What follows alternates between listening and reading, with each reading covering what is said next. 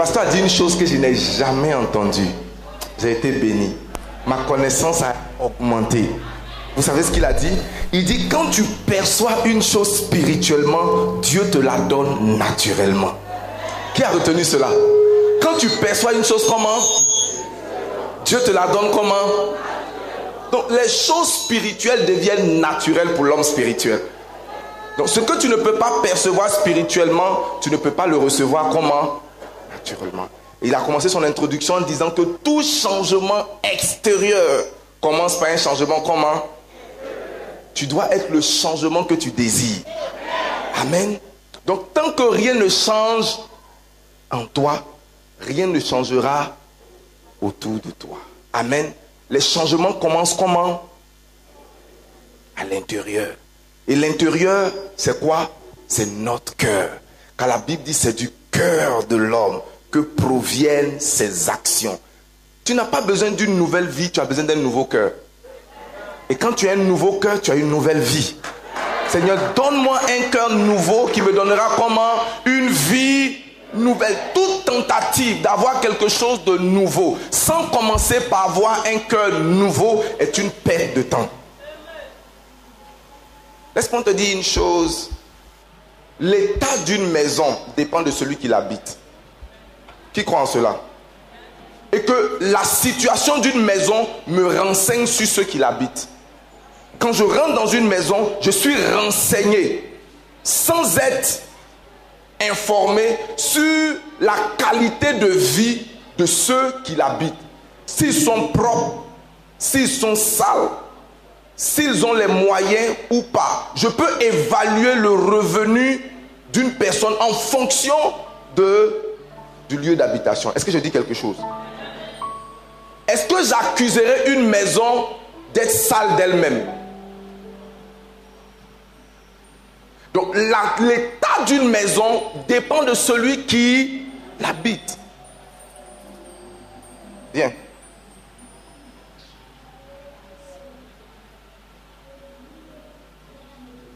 Notre corps, notre corps n'est que la maison. Un jour viendra où nous mourrons. Que tu le veuilles ou pas, tu vas mourir, c'est tout simplement quitter ta maison. Mais cela ne veut pas dire que tu vas arrêter d'exister. Cela veut dire tout simplement que tu vas quitter ta maison. Donc, toute ta vie, ce n'est pas ta maison. Il fut un moment où j'habitais les deux plateaux, mais je n'y habite plus. Mais je ne lis pas mon identité, ma maison, la décoration, tout ce qui se faisait par moi qui habitais la maison. Donc il arrive un moment où j'habite une maison.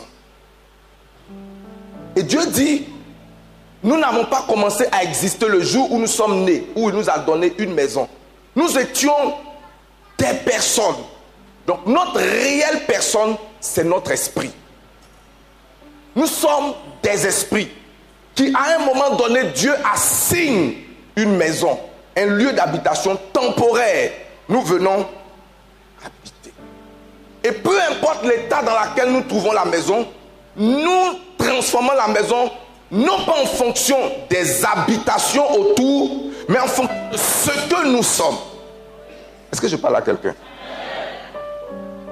Tu ne regardes pas le modèle des maisons autour de toi pour dire, ok, je veux ma maison comme cela. Tu la modifies. Tu lui donnes le goût.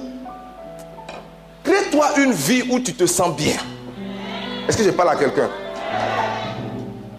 Mets ton fauteuil dans la maison où tu te sens.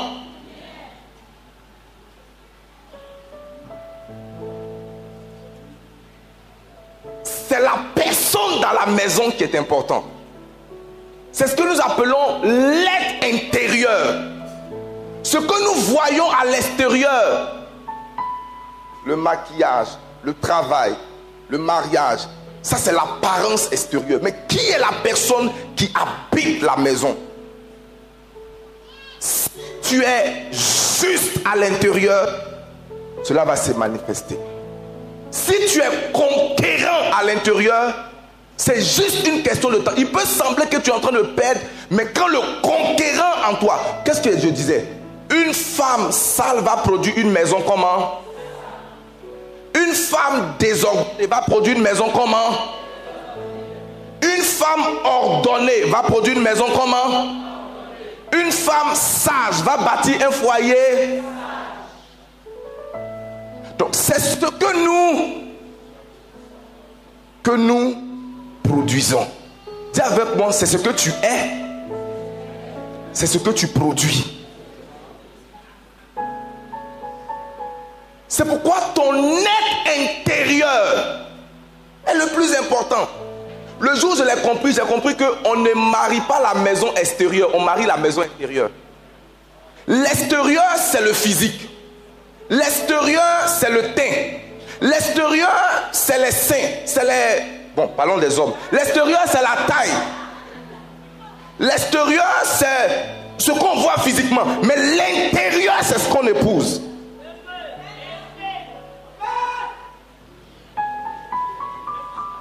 Parce que, laisse-moi te dire, quand on arrivera au ciel, tu ne pourras pas reconnaître ton corps. Parce que ce n'était qu'un lieu d'habitation temporaire. Donc quand je regarde dans le miroir, ce n'est pas le vrai Yoro Patrick que je vois. J'ai besoin de regarder dans mon cœur pour voir qui je suis. Le miroir m'envoie une image de ce que je suis à l'extérieur, mais en regardant à mon cœur, je vois qui je suis. Tu sais qui tu es? Tu es celui que tu es quand personne ne te voit. Tu es celui que tu es quand rien ni personne ne te voit. Quand tu es dans le noir, quand tu es seul, quand tu as la lumière, quand tu parles. Parce que nous savons souvent prétendre lorsqu'il y a des regards. On aime souvent parler, agir en fonction des gens. Mais ce que nous sommes en réalité, c'est ce que nous sommes quand personne ne nous voit. Qui es-tu? Quand nous parlons du réveil de l'héros, c'est de dire que la raison pour laquelle ta maison est en lambeaux, l'extérieur est comme il est, c'est parce que la personne vivant à l'intérieur dort plus qu'il n'est éveillé. L'état de ta maison, l'état de ta vie, quand tu vois les choses s'écrouler, tu vois la saleté, tu vois toutes ces choses, la coupure d'électricité, tu vois la négligence autour de toi, c'est un signe que la personne qui habite la maison est endormie. C'est pourquoi tu as besoin d'un réveil. Parce que personne ne peut se réveiller naturellement et puis vivre dans un certain environnement. Je peux reprendre ça? Personne ne peut se réveiller naturellement et vivre dans un certain environnement. Parce que quand tu es éveillé spirituellement, quand l'être intérieur est éveillé, il y a des choses que tu ne peux pas.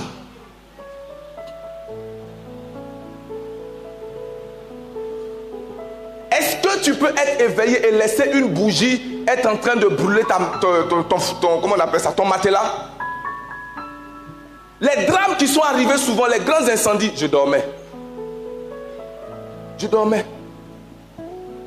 C'est arrivé comme ça, je n'ai pas fait attention, je dormais. Tu as laissé la seau de scie a coupé comment on appelle ça? L'eau. Et puis l'eau est venue la nuit. Et puis ça a pris toute la maison. Et tu te réveilles à 6 h du matin pour voir la maison, tes livres, tes diplômes. Tout est dans l'eau. Et quand les gens viendront te demander, mais comment ça a pu arriver? Pour éteindre l'eau là, ça ne coûte rien. Tu vas leur dire, je dormais. Pourquoi? Parce qu'il y a certaines choses qui ne sont pas arrivées. Si tu es intelligent et que l'eau commence à couler de manière anormale, un homme sensé, réveillé, n'a pas besoin que quelqu'un lui dise arrête cela. Il va dire c'est anormal. Et parce que je suis suffisamment, je n'ai pas besoin. Même un petit enfant saura que quand l'eau a commencé à couler, et tu sais pourquoi tu laisses les choses en lambeaux couler dans ta vie comme elles sont, et tu accuses la maison, tu accuses là où tu vis, tu accuses la sodécie, tu accuses le sommeil, tu as besoin de te réveiller. C'est pourquoi il dit réveille-toi réveille-toi, toi qui réveille-toi d'entre les morts. Et Christ, bien aimé, ne t'occupe. C'est important de nous occuper. En fait, même il est impossible de s'occuper de la maison sans un habitant à l'intérieur. L'état de la maison, l'état de ta vie, l'état de ton travail. J'aime ce texte qui dit: je suis passé près de la maison du champ d'un paresseux. Et en passant, qu'est-ce que j'ai vu? J'ai vu des mauvaises herbes qui poussaient partout. Et j'ai tiré un enseignement de ce que j'observais. Et je me suis dit, un peu dormir, un peu baisser les bras. Qui a dit à cet homme-là que le champ là, c'était le champ d'un paresseux? Le propriétaire n'était pas là. Comment il a su que c'était le champ d'un paresseux? C'est ce qu'il a observé. Parce que le champ d'une personne est un prolongement de cette personne. La vie d'une personne est un prolongement de cette personne. Je suis passé près de la maison d'un paresseux. Je suis passé près des affaires d'un paresseux. Et à 8 heures, c'était encore fermé. Je suis revenu à 10 heures, c'était fermé. Et en conclusion, je ne suis pas surpris que cette personne soit endettée.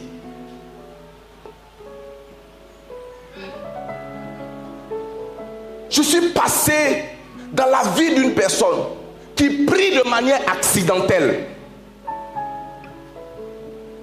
qui fait les prières de Arélia. Seigneur, maintenant que nous allons le dormir, couvre-nous sur les ailes, comme, comment on dit ça là? Comme la poule coule ses poussins. Seigneur, garde-nous au nom de Jésus. Amen. Dormir. Et cette prière-là, même s'il la faisait même bien, c'est-à-dire, là, pendant qu'il est en train de prier, il est entre bailler et puis dormir.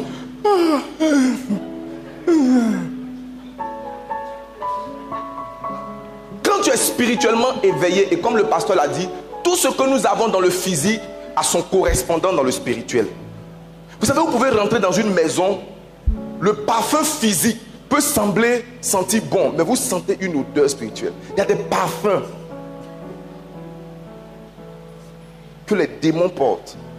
Il y a le goût des choses. C'est pourquoi on avait dit sentez et goûtez. Sentez et voyez combien l'Éternel est bon. Quelle fois goûter comment Dieu est bon? J'ai goûté et j'ai vu que Dieu est bon.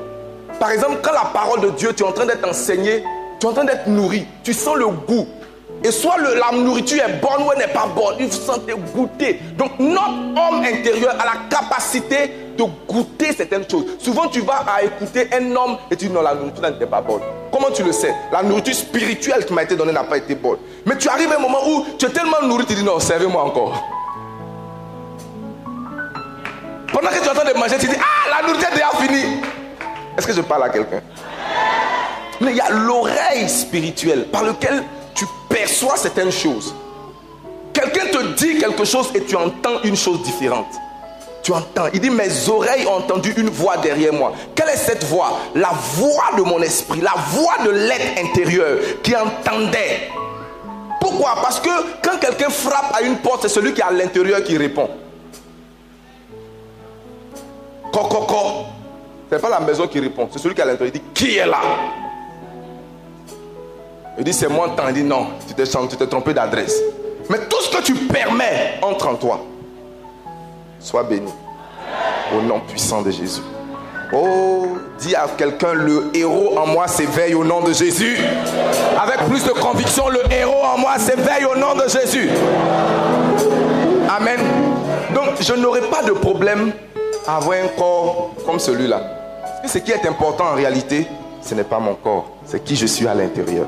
Que Dieu te bénisse. Amen. On peut acclamer très fort le Seigneur. Est-ce qu'on peut se tenir debout? Je voudrais que nous puissions matérialiser tout ça dans la prière.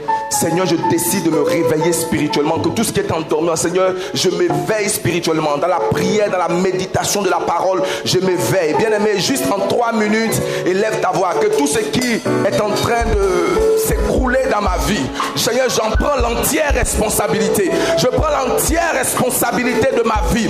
Je prends l'entière responsabilité de ce qui se passe en moi et autour de moi. Seigneur, dans le nom de Jésus, je comprends que c'est ce que j'accepte qui se manifeste dans ma vie. Je refuse toute action de l'ennemi dans ma vie dans le nom de Jésus. Seigneur Dieu Tout-Puissant, merci pour la vie que tu m'as donnée. Merci pour la vie que tu m'as donnée. Merci pour la vie que tu m'as donnée.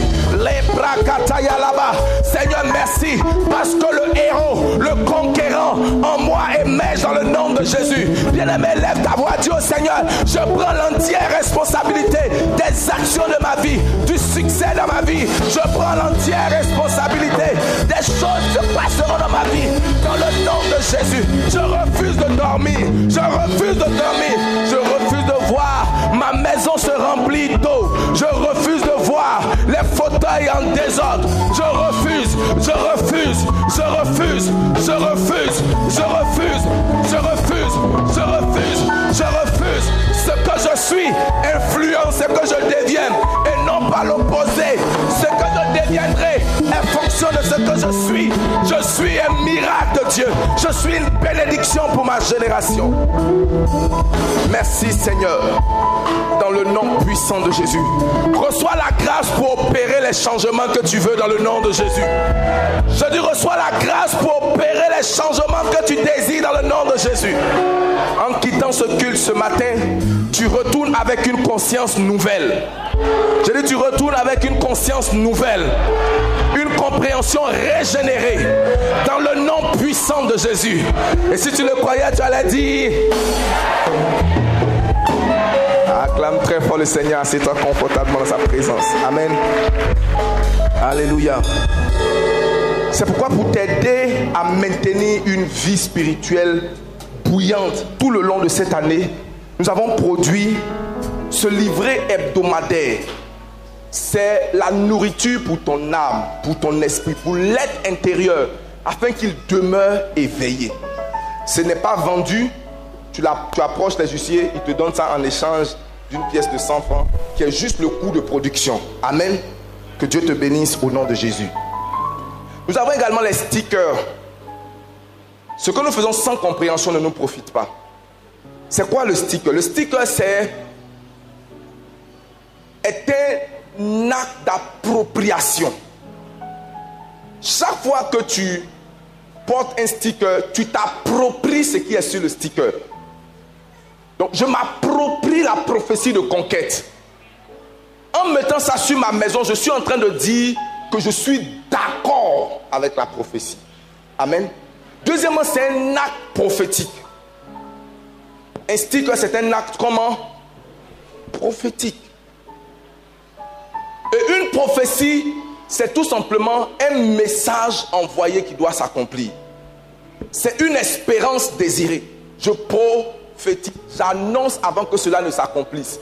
Alors je mets ça sur ma voiture en disant, je suis le conquérant et non pas le conquis. Je suis le vainqueur et non le vaincu. Est-ce que je parle à quelqu'un? Tu es un vainqueur et non un vaincu. Et troisièmement, c'est un symbole d'identification. C'est un symbole de comment? Identification. La Bible dit le Seigneur sait ceux qui lui appartiennent. Donc en mettant cela, tu t'identifies à cette maison. Tu t'identifies à God Family comme étant un membre. Comme Jésus a dit, celui qui a honte de moi devant les hommes, j'aurai comment?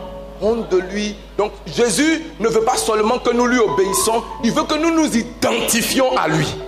Il y a beaucoup de gens qui obéissent à Jésus sans vouloir s'identifier à lui. Tu es chrétien? Non, je ne suis pas chrétien. Moi, je suis juste comme ça. Non, non.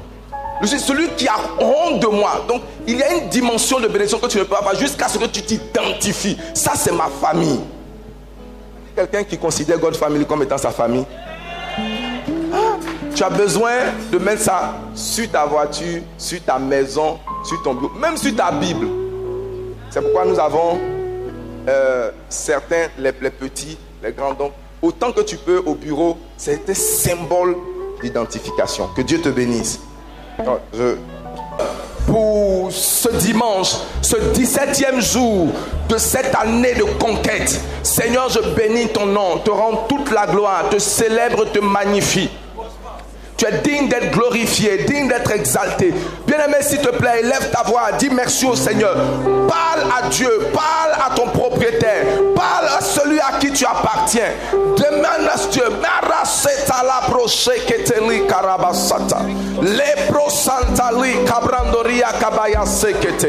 Les soto.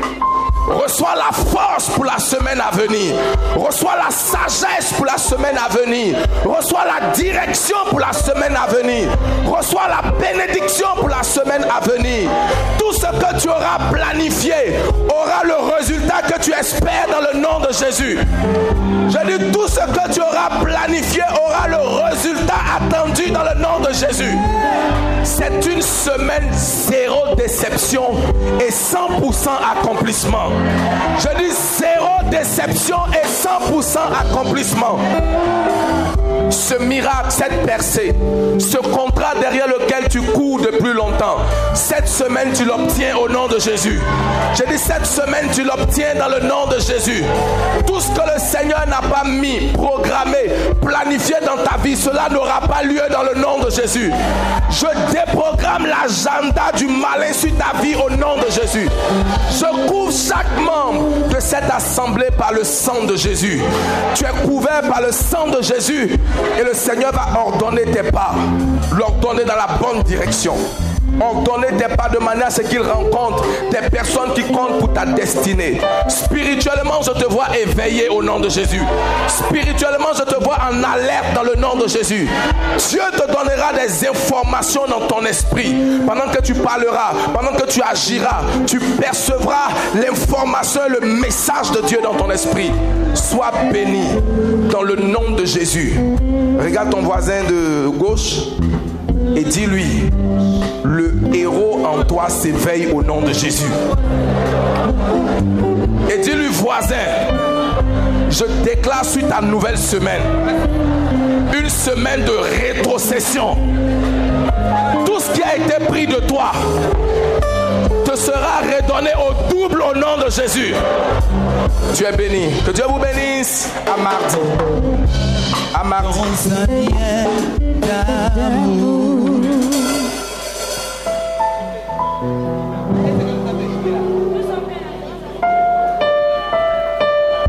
S'il te plaît, si tu es membre de l'église God's Family, le bulletin de prière est obligatoire. Amen. Le bulletin de prière obligatoire. Tu peux t'approcher du secrétariat pour t'en procurer. Que Dieu te bénisse.